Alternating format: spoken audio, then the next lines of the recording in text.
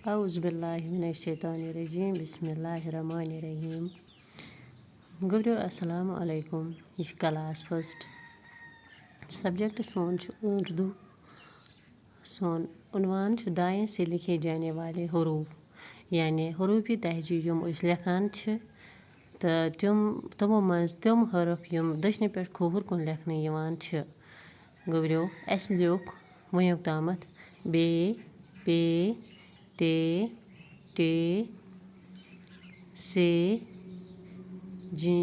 से दाल डाल जाल रे डे जे जे सीन शीन साद जाद एन गैन।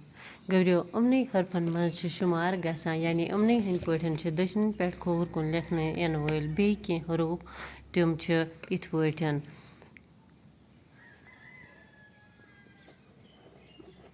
फे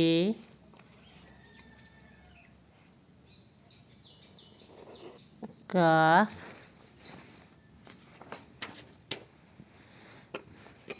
कीफ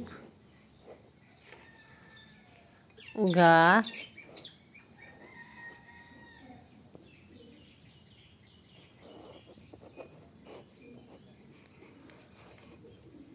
नून वाव हे हमज़े छोटी ए बड़ी ए।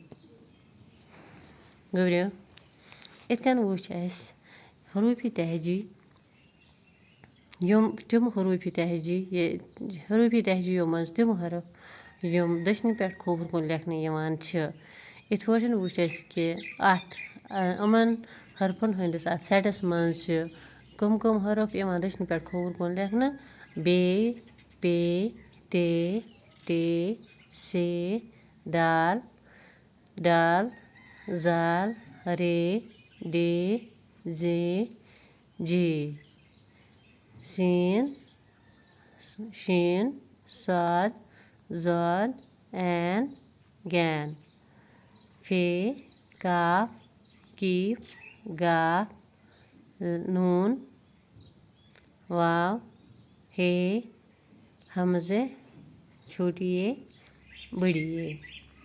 हरफ गुब्रियो तम हरफ यम दशन पे खोहर कुन लेखान उम्मीद